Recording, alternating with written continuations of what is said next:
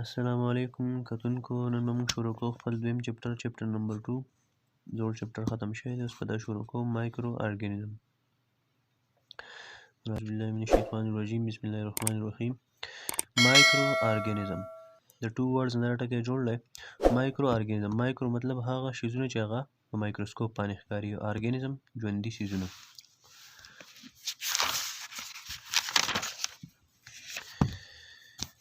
You must have observed dust particles in the beam of light that enters a dark room. د نور شعاع چې کمرې ته په یو روشندان کې یا په یو سوري کې راننوځي، نو په دې کې به ډسټ پارټیکلز چې دي هغه به تاسو ضرور د هغې مشاهده چې دی نو هغه به تاسو کړي، د دوړې ذرات چې د هغې مشاهده به تاسو کړي. Have you ever thought that our eyes cannot see very tiny objects؟ تاسو چېرته دا سوچ کړلی چې زموږ سترګې چې دي دا ډېر واړه څیزونه چې دي دا نشي لیدی. There are lot of organisms present in our environment.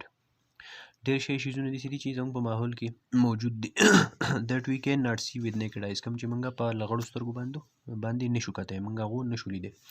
To see such things، د داسې څیزونو د لیدل لپاره we need a special instrument، موږ ته ضرورت دی یو خاص آلې called microscope چې هغې ته وایي مایکروسکوپ، خوردبین. The objects that cannot be seen by human eyes، هغه شیزونه کوم چې په انساني سترګه باندې نشي لیدی کیدی are visible، نو هغه بیا ښکاري as large and clear objects under the microscope. د مایکروسکوپ ته لاندې هغه بیا ښه واضحه او صفا چې دی نو هغه ښکاري، غټ ښکاري، واضحه او غټ چې دی نو هغه ښکاري. بیا د اکټیویټي 2.1 to make a simple microscope you will need a plastic cup. د یو ساده مایکروسکوپ جوړول لپاره تاسو ته به ضرورت وي د یو پلاستیکو د پیالې تین پلاستیک شیټ، د پلاستیک شیټ ضرورت پي. پلاستیک د عام کم پلاستیک چې د شاپري چې جوړیږي دا یو پلاستیک شیټ په تاسو داسې یو پلاستیک یو تیلی چې دی نو هغه به داسې وشلوئ، یو شیټ پکې جوړ کړئ هغه، او ربر بینډ چې دی ستارې به پکاري، سیزرز او قینچي او اوبه چې دا به پکاري. د هیلپ اف سیزرز میک ا هول at the base of the plastic cup، قینچي په مدد سره به تاسو د پلاستیکو د پیالې په دې ویښ کې سوری وکئ so that you may put any tiny object into it، چې په دې کې تاسو ورکوټی سیز چې دا بیا پکې کیدی. وایي put the thin plastic sheet over the cup and tie it، دغه پلاستیک شیټ چې دی دا به په دې کپ باندې په دې پیاله له پاسه دا وغوړوئ او دا به څه کوئ، دا به دې وتړئ باقاعدګۍ سره، به پراپرلی باقاعدګۍ سره به دا وتړئ with the rubber band، په دې ستارۍ باندې، په دې تاریزه باندې، په دې ربر بینډ باندې به دا وتړئ.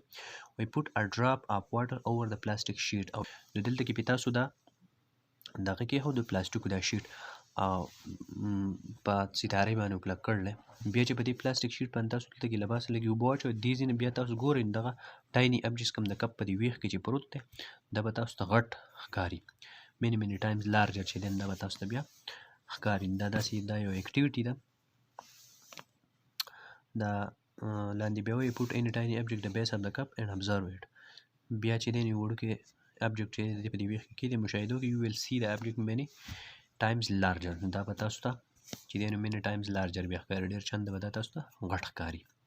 نقشه کې تاسو ګورئ د پلاستیکو یو کپ راغستی، له پاسه یې بیا پلاستیک شیټ چې دی دا په ستارې باندې بیا کلک کړلی، په دې ویښ کې وله سوری کړلی چې دې کې ټایني ابجکټ چې دا کیدي، له پاسه نه چې بیا دا وګوري نو دا به چې دی نو ډېر ټایم ډېر پیری ډېر چنده به دا ښکاري غټ. نو دا شو یو سمپل مایکروسکوپ، یو ساده مایکروسکوپ شو، یو ساده خوردبین شو.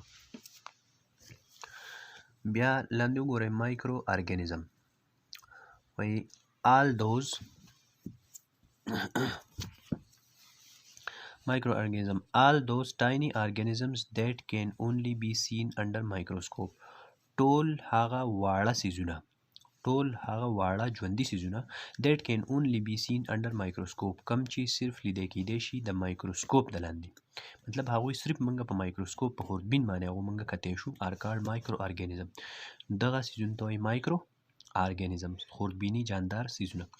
these are present everywhere in our surroundings، these are present دا موجود دي everywhere په هر ځای کې in our surroundings زموږ ګیر چاپیره، مطلب زموږ په ماحول کې چې دی دا په هر ځای کې زموږ ګیر چاپیره چې دا موجود دي. نو د دې ځای پورې دا ویډیو به زما په خیال چې پوره وي، ځکه بیا ډېر زیات اوږدېږي، او سبا به انشاءالله بیا موږ وایو په بله ویډیو کې، په راروانه خپل بله ویډیو کې مین ګروپس اف مایکرو ارګانیزم، دا کوم غټ ګروپونه چې دي بیا د مایکرو ارګانیزم د خوردبیني جاندار څیزونو د هغې کم اهم غټ ګروپونه چې دا به وایو او د دې پورې ویډیو پوره وه. دا زمونږه نننی سبق شو. نو تر روانې ویډیو پورې زه تاسو سپارم په الله. که دا ویډیو ستاسو خوښیږي نو دا ویډیو لایک کړئ، شیر کړئ او چینل ورسره ضرور سبسکرایب کړئ او د الله په امان.